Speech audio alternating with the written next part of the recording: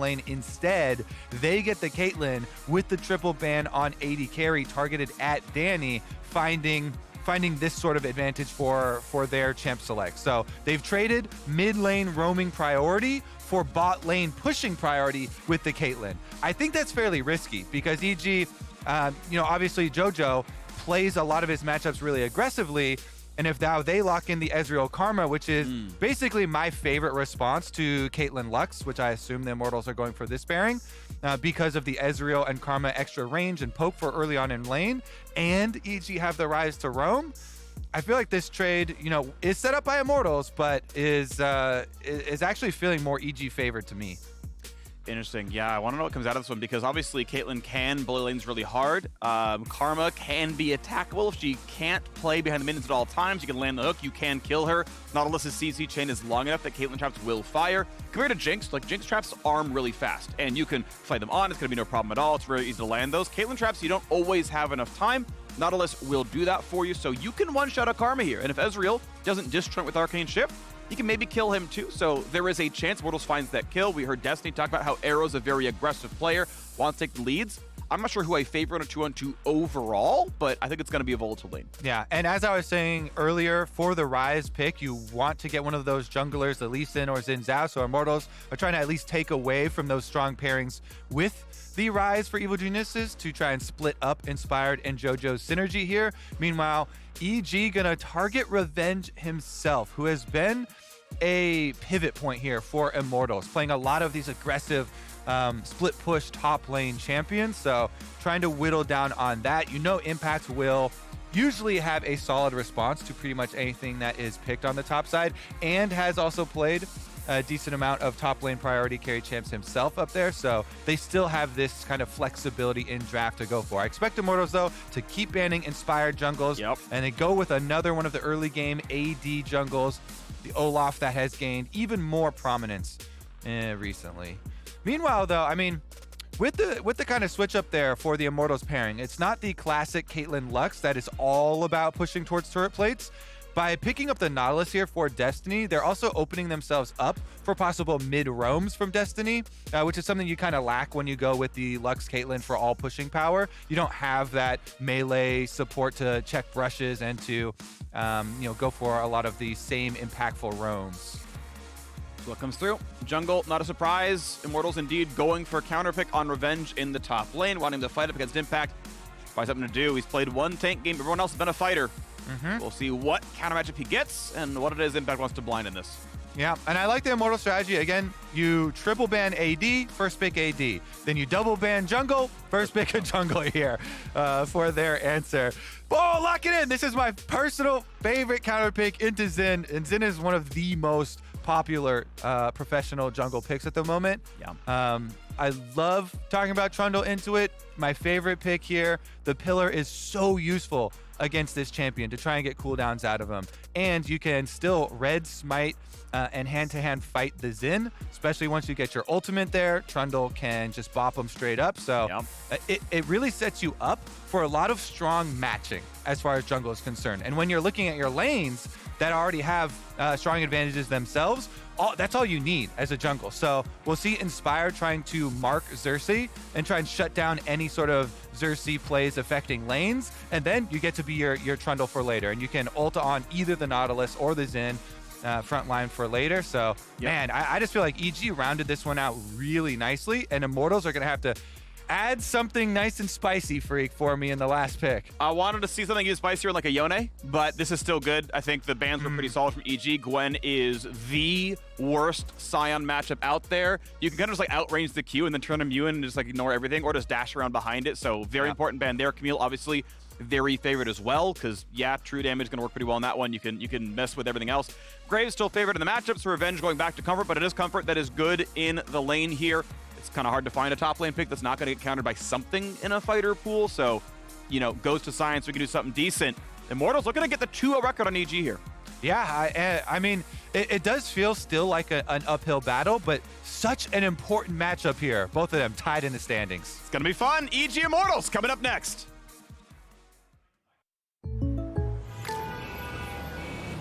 What's going on? Jake from State Farm, the perp just confessed. I think. I don't know. What? Oh, can't afford streaming anymore, so here we are. Oh, don't give up what you love. State Farm has options to personalize your policy so you get a rate that fits your budget. Oh, that's great. The subtitles would be nice. For surprisingly great rates that fit any budget, like a good neighbor, State Farm is there. Call or click to get a quote today.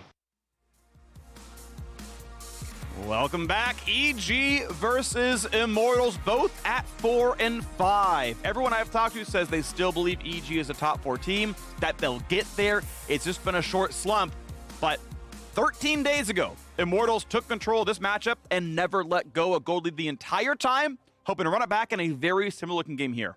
Also, just on an offhand note, I would highly recommend checking in on their team content. Pretty funny episode of the behind the scenes Evil Geniuses YouTube series that they put out, showing Vulcan how he got his ankle injury. Also some really sweet interviews with JoJo's mom. She even actually requested JoJo introduce Vulcan to her daughter. So maybe it becomes a family team here. Great. Family business. Wonderful. Well, early ward tracked. Nice sweeper play by EG. Spots it out. Jojo, do they get a... Nah, it looks like Nautilus not going to be in range to land a hook, but maybe they cut him off here. This is killable right now. If you get your teammates there in time, is it going to be enough damage? You get the Singe out for the slow, forcing a flash. Well done by Immortals to figure out where else Jojo might have been going. Now we'll see if it's attackable because, hey, you've got 5 minutes to kill this flashless Ryze. Yeah, definitely going to look for some Xerxe follow-up towards mid lane here. The bottom lane kind of entry there from EG didn't end up paying out, but you can see what the idea was. Whenever you're playing against a Caitlyn lane, trying to get some brush control, early information on the bottom lane brush is very, very beneficial, especially because Caitlyn Karma, Ezreal Karma likes to play the bottom lane with both of these champions splitting position, one towards top and one towards the brush there for the Karma. And then you kind of create this pincer of skill shots when you're throwing them in the 2v1 kind of range advantage there. But if Destiny can get access to the brush, then you always threaten the all-ins there with the Nautilus. And he's actually gone for the Glacial Augment on Nautilus. Some people still take the Aftershock for the all-ins for you to be more tanky, but the Glacial does protect your AD carry much more, obviously, than the Aftershock does, sacrificing a little bit of individual defense. I think that matters a lot because Trundle's in the game. If you took Aftershock and Trundle like, well, I'll just ult you, and it's like, oh, well, negative armor, here I come. So, I think it does make a lot of sense, especially in this draft. But yeah, I think it's also defensible in other games as well. So, worth looking at that choice. Yeah, does make him more vulnerable for the lane. So we'll see if that actually comes to fruition there. Inspired, speaking of which, that Trundle does complete his red to red route. So this is one of the big things when we talked in Champ Select about Trundle marking the Xin and stopping Xin plays. You can do that through PvE. If we just follow his early route, it was very, very inefficient, but it does cover all these bases of the aggressive early Xin plays, and he knows he wants to play off the flashless Ryze here, so he's there for the counter. He's going for it, but you still can't stop him. There's nothing Jojo can do. The Pilly didn't kick him off. It wasn't even cast until Xerxe landed every single skill shot. They had all the information, Phreak. He was looking over the ward. I don't know where the pillar was, but we got to fight in the bottom side as well. Pretty good route, and they have some pretty good trades back on the Destiny. Great net backwards, some damage back. Pretty close in the bottom lane. That is a giant blunder from the side of EG. They had all the information. Xin just walks over this ward. They literally, up to the second, have the position of Xin closing in on the mid gank, and they can't effectively counter. That is huge for Immortals. Big props there to Xerxe. Even though his red is stolen, still capitalizes on the level 1 flash blown. And this kind of changes how the tide of the game for early game is going to go. We mentioned Ryze, how important it is to try and get your early push, get your roams off. But the Orianna achieving first blood. Thank you, observers, because this is what I'm talking about. When they have perfect information on Xerxe, they have him warded every second of this early play, up to literally the pass through mid. And then Inspired is AFK. it's Like, where's his pillar? I don't know why Did he, like, they wait don't to learn expect it? him. I don't know why they don't expect him to flash there to close the gap, but because they do. All right, we gotta live in this world where they do, Phreak. It's a mistake, okay? Yeah. I'm just flabbergasted, that's all. Yeah, it's definitely an oversight, but now we're living in this world where Immortals have first blood on the Orianna. It does mean that you have a couple of flashes to take advantage of. Zhao is a bit more susceptible now to jungle pressure himself, and Trundle definitely can go for, you know, fist fights basically with this champion, since of course the Xin also not getting the actual last hit on that kill. Here's another look. Destiny going in, does hit the minions, and Ignite forces the flash there with the tether from Vulcan about to time out. Yeah, Vulcan had been playing that lane a lot. Just kind of a heads up, like playing off into the brush with Nautilus and saying, if you hook me, it's going to be fine, and knowing that if he's at full health, he's not going to get one shot. Now they got a Trundle. Pillar. Flashing forward. They're going to catch Arrow. Doesn't have a way out. Pillar just to make sure, and the kill is handed over.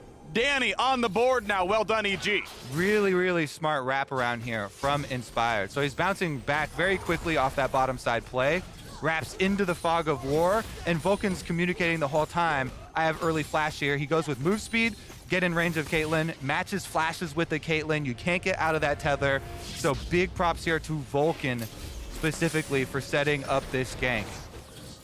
Destiny gonna take a lot of damage for this one, but you know, honestly, Vulcan doesn't want to stay for too long in case there's a gank coming. He has a ward in the brush, but it's gonna let Destiny freeze the lane, so well done, Destiny. Yep. All right, so they at least keep the minions and kind of recover the situation, but the gold went into the correct places there for EG, with Danny being handed the last hit.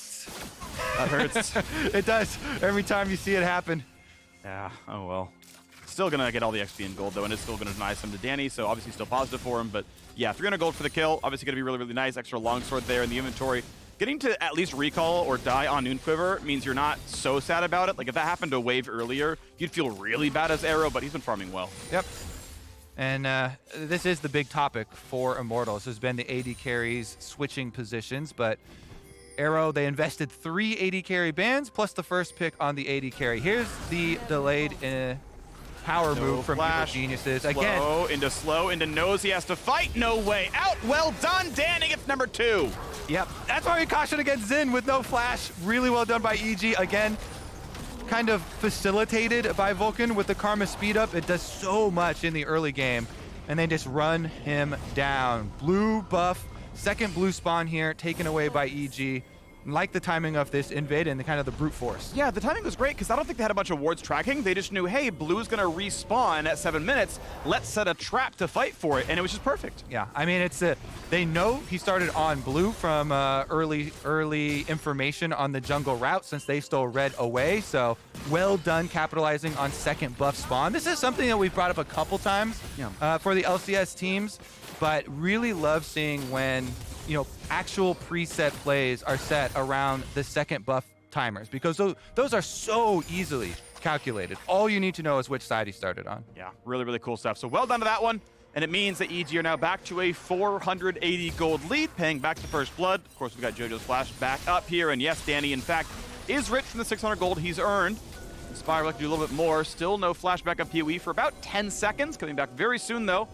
And now, Impact coming down. Xerxe is here. This could be a play, but everyone playing far enough back. Now going for a bit more. Realm Warp coming in for the Ryze. Ulti's going to knock up as well. Good Sinjo. Going to go right back in the circle. Xerxe flashing the safety. Pillar is on. Shockwave forcing it away from Jojopyun, but they've got enough damage. Inspire back on the board now. Knocks down Xerxe a second time. Revenge has nowhere to go. Puts the ulti down. Burns a stopwatch. Might not have the time for it, but maybe PoE does. Catches the Trundle. Tried to flash for a kill, but couldn't make it happen. PoE has the damage and doubles, and can they get more? Hasting up. Almost in range for an auto attack slow. Maybe Impact dies here. Does not have a way out just yet. Flash just came back, I believe. And now you got to fight on the top side. PoE gets shut down. Jojopyun gets his overload. Jojo finds the kill. He's got double buffs. Phreak, he doesn't want to stop. Revenge has just enough mana for another dash away, but that was one exciting river skirmish. And in the end, a little bit over aggressive for the Immortals players, and Jojo punishes picking up the last kill, but this is how it started. Impact is isolated initially, but the Realm Warp corrects this situation, and they can all get inside of the Xin ult to burn down Xerxe first. Very good double flashes there. PowerOfEvil forcing the flash out of Jojo by flash ulting with the shockwave there. Necessary flash out of the shockwave from Jojo. But then Revenge is able to gain enough distance. He doesn't get bursted down. PowerOfEvil picks the second one, and they try and go for the play on Impact, but never mind. We're back alive. Rift Herald number 2. Down here. Impact, flashless, ultiless, has a passive always. We're fighting for the scuttle. Caitlyn left alone on the bottom side, actually. EG have, I believe, brought up Danny. He's coming up right now, so Caitlyn could get free plates. What's this fight gonna look like, though? It's gonna be 4v5 soon. It's 4v5 soon.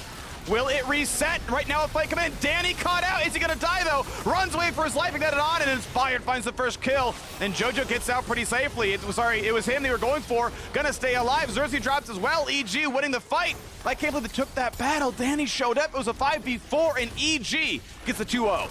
Revenge kind of poking around the outside, but there's no support for him. His ult still on cooldown here, so it's gonna be a stretch to do anything about this. Even though Inspired is low, he's got Smite, can Smite early for Trundle, and they pick up the objective as well. Evil geniuses with a 1.4K gold lead and the Rift Herald in their pockets. Yeah, looking so good right now. Yes, a wave or two is denied. Arrow shoved those in. Yes, Arrow got 2 plates as well.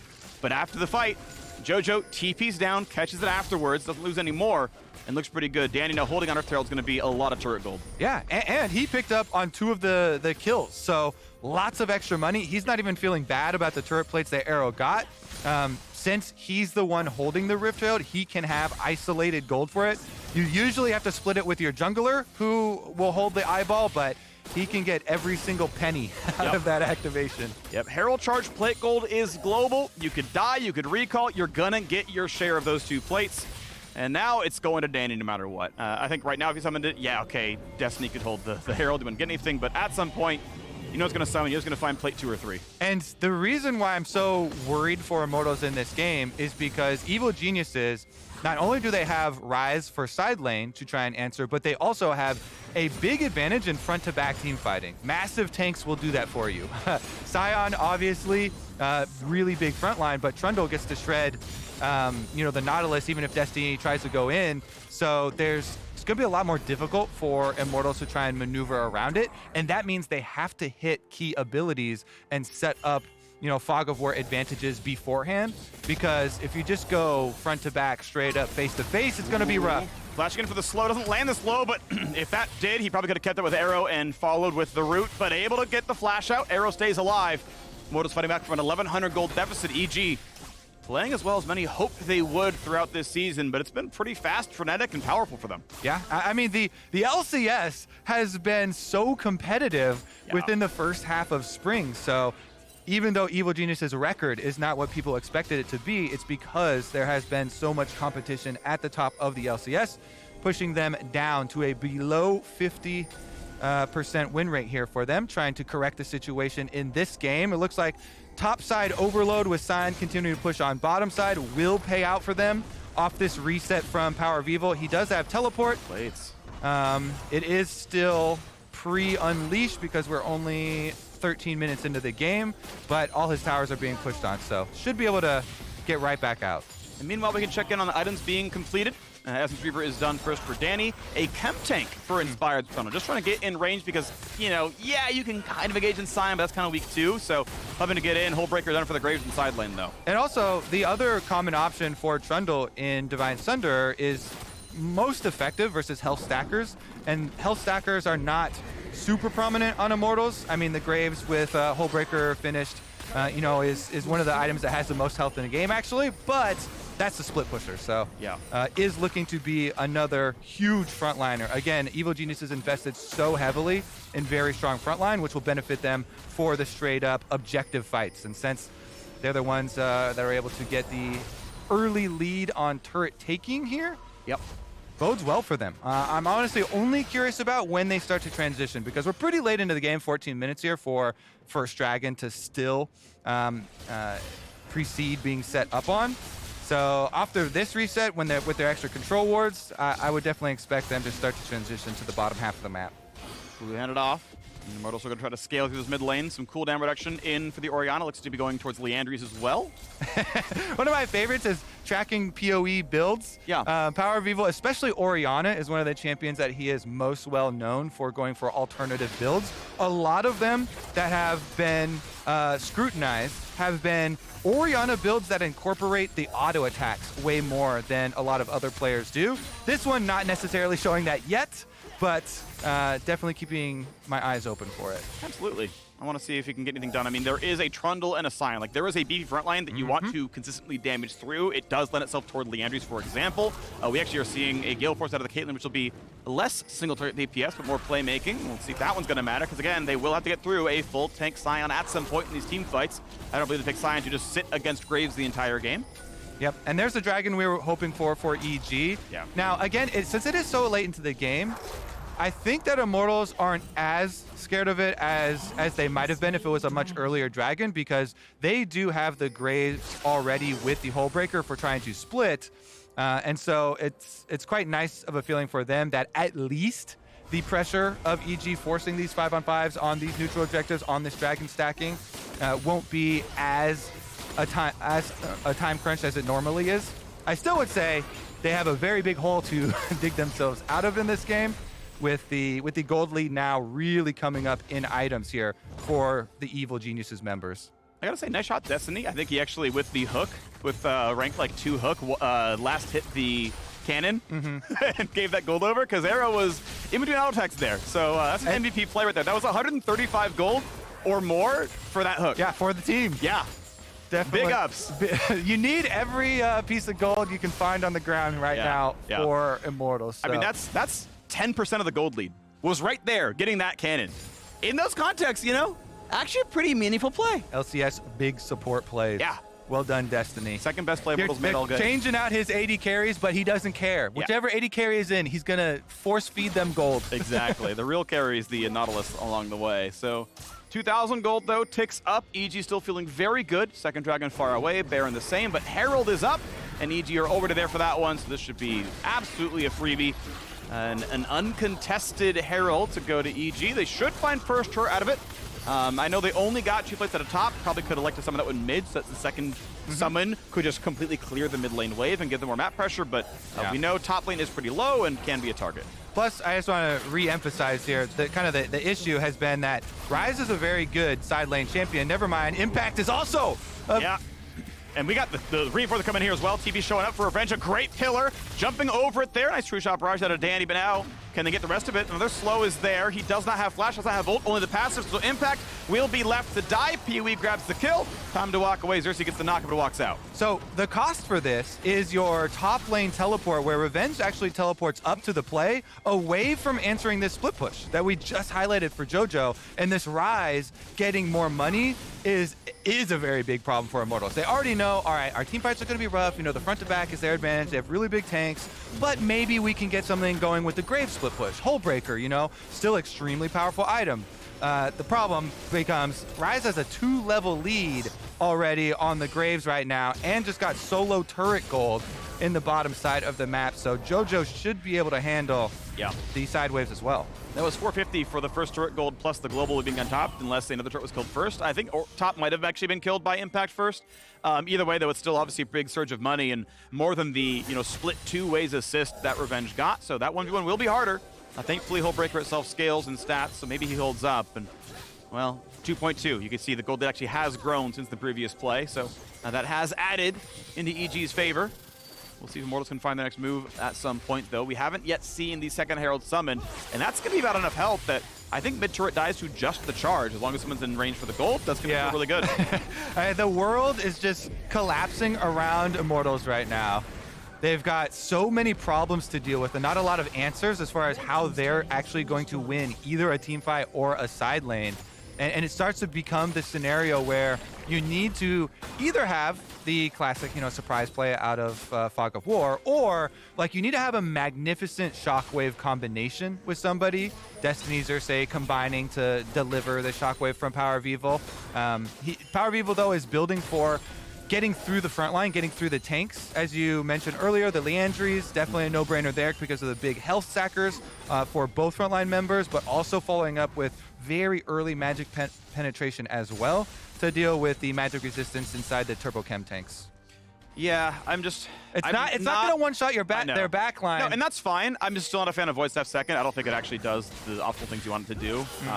You actually need enough base of AP that it does something for you. We can check the math later, but I think in 99% of games, you can never Void Step second, and you're the only AP threat on your team. They're not buying more MR than the chem tank, so don't agree with this one here, but whatever. It's a very minor impact in a game that's already getting well out of hand and rapidly. You can see the items are still stacking up. Of course, we know it's actually a pretty tanky Ryze at this point. He's got Fimbulwinter, he's got the Merc Treads. Even the Mythic he's got has some health on it. So Jojopyun, sadly, not an easy one-shot. Yeah, they can try to burn him down and try to grind him out, but that's going to be a tough go. Yeah.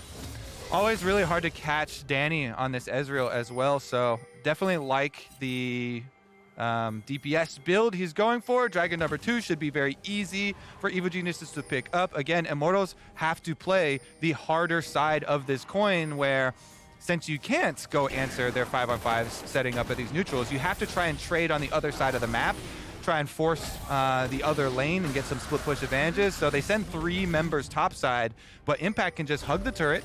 Even with PoE trying to burn him down with the Leandries, he's still able to play it safe. You see him cautiously going to protect against the dive as well, getting some wards out for himself, making sure that there's no counterplay for Immortals. And they actually passed this whole timer where Evil Geniuses are able to pick up the Dragon on bottom side of the map and push out both those side waves, and Immortals get 0 counterplay out of it. And maybe it's a mix of maybe they should be a little bit more aggressive from behind and take bigger risks, but also it's good job by EG to make sure they get everything. So gold lead stays this 2.5 thousand thereabouts. Of course, second Dragon's going to feel pretty good. They're on pace for a 31-minute Dragon Soul. Cloud Soul's fine. The mobility's going to be useful. And Raz Nation is on pace for its first dub of the day. Ooh, true. Is he going to go 5-0? Is he going to go 5-0? The pressure starts to mount. All right, Evil Geniuses, though, have a ways to go to clear it out. But again, you can tell they're feeling so calm with their setup because it is significantly easier to execute. Just send Impact again to soak on that side. Jojo has double summoners available for his Ryze split push. And Ezreal Karma is one of the safest mid lane duos for AD carry support to have push out this wave and then get your first rotation. So they push out mid wave, rotate through the river to secure the river route. Whoa! Inspired even gives over his crab kill to Danny. That is a true supportive jungle play. He's going chem tank, full tank Trundle, gives him the crab money. That's a golf clap. They gave Danny first Herald. They gave him the second Dragon. They gave him that Scuttle right there. They are just feeding. They're force feeding this kid down here. And so you know, when these guys are doing really well, and we're like, what are they feeding these guys? Heralds and Dragons mostly, Kobe. Gold. Gold. That's what they feed. That's what they feed their players at EG. They feed them gold.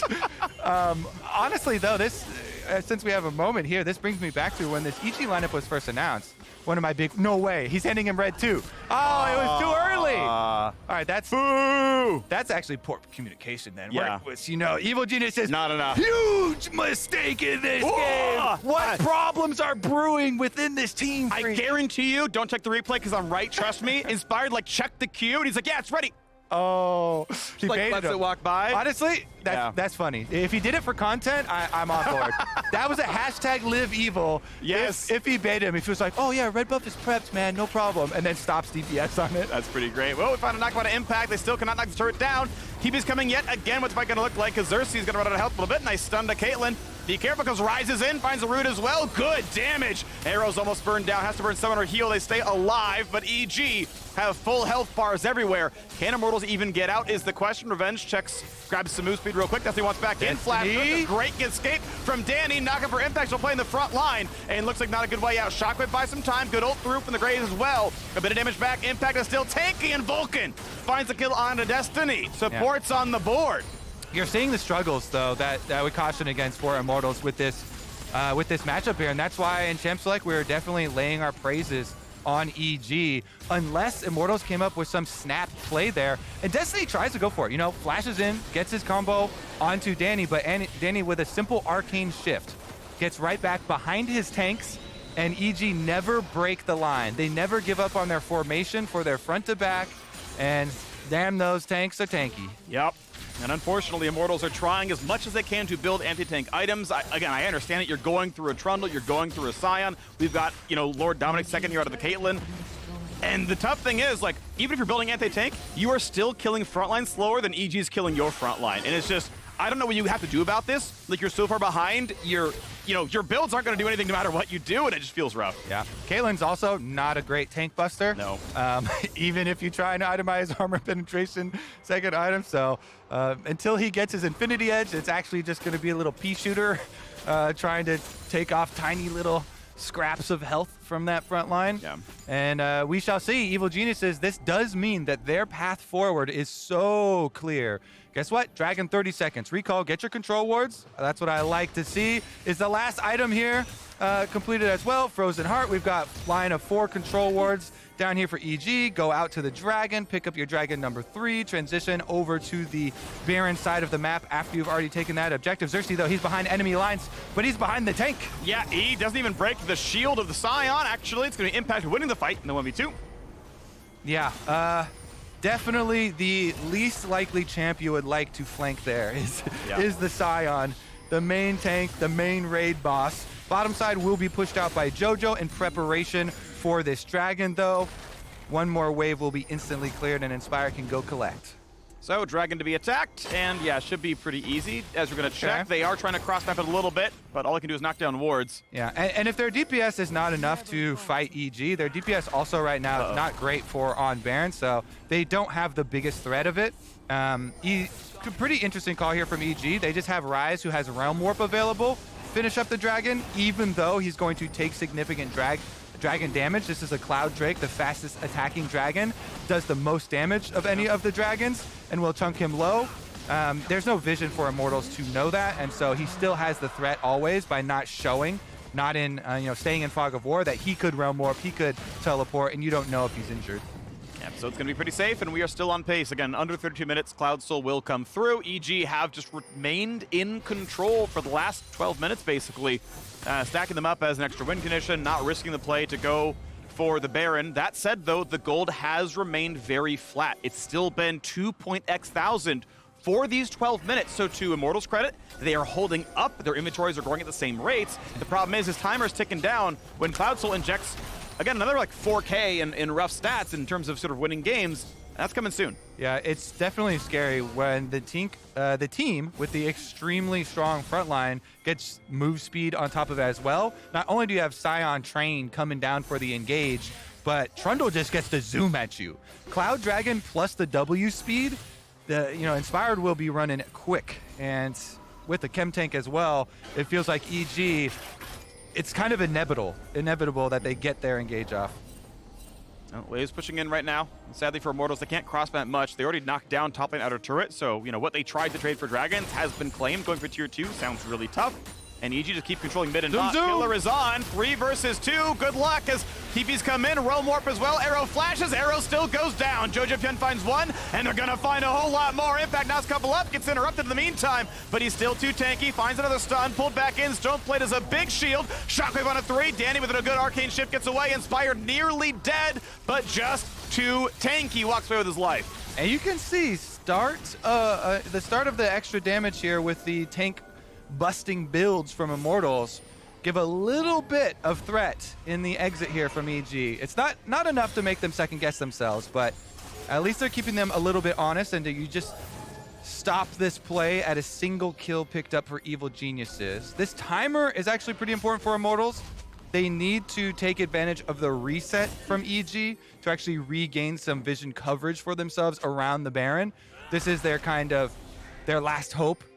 Is trying to turn around a fight with some sort of positional error from Evil Geniuses. Maybe straggling recalls or something where the front line is not set up to protect their carries, and some sort of comeback window presents itself. 0.6, still the number. And 2.5 minutes until Dragon Soul comes online. Immortals have tried a couple of times to look at the Baron. Hasn't turned on about just yet. Impact's still ready to front line. Okay, face check. Yeah, they're going to find a little bit of something there. Inspire going to walk right back out. Wards are controlled. There's still a couple of brushes with vision, though, that Immortals have not claimed. And Xerxe down to 1,200 health does not make for a good front line. Yeah, I mean, the only front line they can hope to kind of get is with the ultimate from Xin. So your few seconds of immunity are going to be very precious to you. You get 5. You get 5 seconds where Sinjao doesn't get immediately deleted from Soon to be 4, my friend. Soon to be 4. Next week it's 4 in pro play. On live, it's already that number. And here we go. Baron has been attempted. It's fully on Vision. They know about it. But will that even matter? 6k health left. Xerxe can W for Vision. Okay, down to 6 again. A flip is what Immortals wants. Geniuses, they should not flip this. They He's have got flash. He's got smite. Caitlyn sniped with a little bit of something. Jojopyun in danger a bit. They keep it at 3k. Controller comes down. This is full Vision unless Sion wants to knock down that ward. Okay, good. No way they get rid of the Vision here. So quick snipe from Arrow. A couple of hundred damage. Not bad. So what you need to do from EG's perspective here is set up your turn, a more threatening turn off of Baron, because you never want to flip this versus Immortals. That's the exact play they want to try and get back into it. You know, Xerxe hits that Miracle Smite. They win the team fight. They run through your base that way. So EG, they need to threaten their engage much more significantly than this setup. And it is a little bit difficult with the Caitlyn traps being set up from Immortals. And them kind of defending well on the objective. But if you want to get anything out of that Baron setup, it has to be off of turn, not flipping. I need to know how much money this Caitlyn has, because Arrow is nowhere near. He is, I think, 400 gold shy of being able to afford Infinity Edge. And that means he's not going to get the spike, because Dragon Soul's in 30 seconds. He ultimately cannot really earn that money in time. There's not really a good way to do so. So he's going to be without the threat on the spike just barely. Sadly, has to kind of bypass that right now. And this should look really good for EG. Flash, they're going to find Jojo, forcing the flash away. He'll be far enough out, even with the slows, that they can't catch him. Flash down for Flash, not that bad. Yeah, I wonder if Immortals even give the soul, because you know, okay, Destiny doesn't actually complete the recall, so they're gonna have some sort of counter instead. They're not just gonna give it. Threaten on the Baron. They've got a blast cone. They've got to control it inside. EG have sussed it out though. A little bit of scariness there as Xerxe jumps over the wall, but he's going to be okay. Dragon indeed will be taken. Immortals, I think they should take this fight if they can. Hook's not going to land, though, even though Vulcan kind of baits him in. Ryze can be there soon. They know they have to be desperate from the side of Immortals. They know that they had to force the play there. They tried valiant effort, you know, the multiple flashes used, trying to get the engage, but EG just too solid. Nice rotation of the Ryze again over to pick up Dragon, and everybody else just has to defend that Baron play, defend that desperate play from Immortals, and now you've got the rewards to show for it here from EG. Well done from them. Controlled game for 31 minutes here, soon to be 32 from the side of Evil Geniuses. And clips through for Danny, now Sorota's Grudge as well. He's ready to kill basically everybody, no problem at all. Very, very good spellcaster build into this one. Finds an interesting way to weave a lot of damage into that one, as the gold lead is now 3.5 thousand. It has grown by 1,000 over the last 15 to 20 minutes. And on top of that, a Dragon Soul to boot. Sadly for Immortals, they have not found their way into this game. They found ways to tread water, but unfortunately have not found picks, have not found much to cross-map.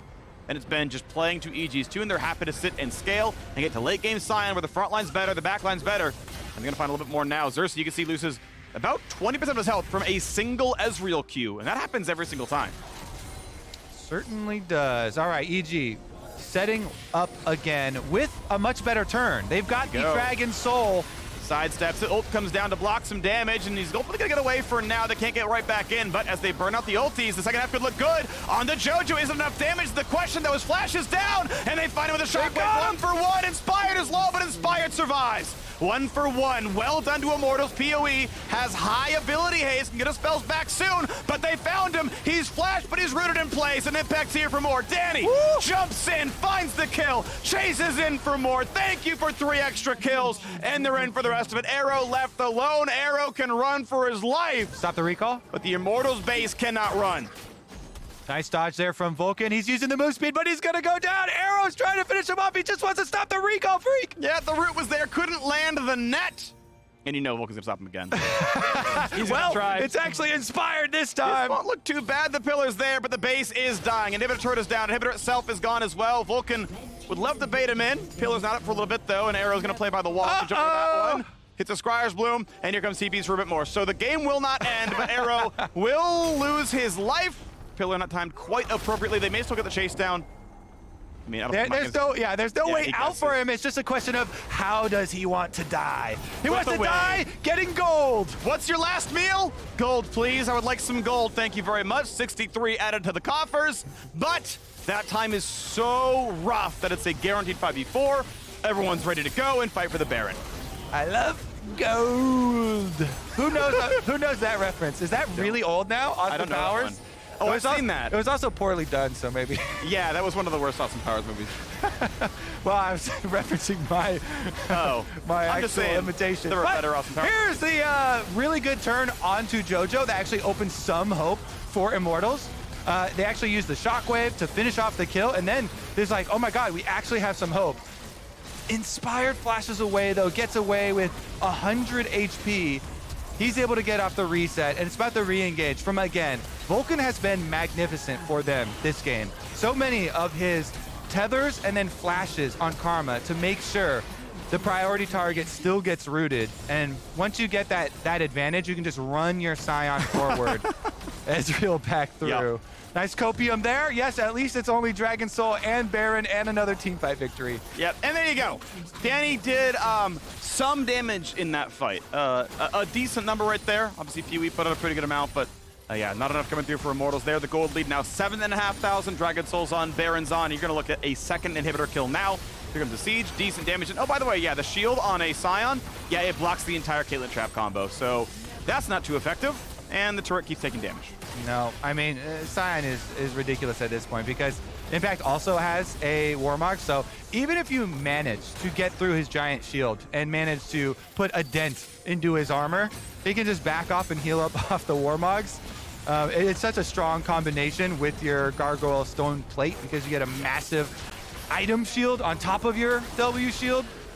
It's a good build. I'm a big fan of Warmogs and Stone Plate in every single Sion build. I think they're appropriate. They're pretty much optimal. And Xerxe can't get his ult in time. Danny finds the snipe. And this has got to be the base at this point. Jojo's going to get low, will be stunned, but far enough away that they can't answer back onto him. Destiny flash to safety. Double stun comes through. Danny, now legendary, jumps in, finds a tripper. Will he get all 5? Looking for the last 2.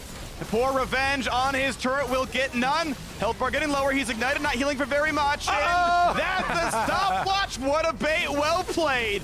Gets a kill on the board. Immortals find number 5, but they will find loss number 6. EG get their 5th win of the season. Well done on the victory. I love it. Respect the attempt into the fountain there. Flying a little bit too close to the sun, though. Yeah. Doesn't get the penta. Regardless, gets a big win for Evil Geniuses, then brings them back to dead even. 50% win rate here for the Evil Geniuses. And this is a team poised to climb in the second half of spring. Yep. I really think they are bringing together their pieces, working out some of the improvements they were talking about when they first formed this team. Well into them. Good job, Danny. Nearly an F-less game. Again, as you said, flew too close to the sun, so okay, a bit of an oopsie. The KDA is 1 instead of undefined, but this game actually looked kind of a lot like the one we saw 2 weeks ago, where it was control the whole way through. That one went to Immortals, this one though went EG's way. And hey, this is the mode that they're in, right? Where they've got complete control. There was an oopsie at level 3. But other than that, right, Danny was big. He showed up for all the team fights. I mean, Jojo was around the map really, really well, answering all these plays. And, you know, when they gave up kills, it was to get something better on the other side of the map. Yeah. Oh, you killed our top laner with 2 TPs? That's okay. We killed your bot turret, and you lost 3 waves. That's cash positive. And so every single time, it felt like EG made the right choice on the map. Yeah, and they're showing that they do have that flexibility. You know, you've got Impact on your team. Might as well use him with some strong tank play. Yeah. So definitely a lot of looks here for this EG squad. Well done to them. We're stepping away, but in return, let's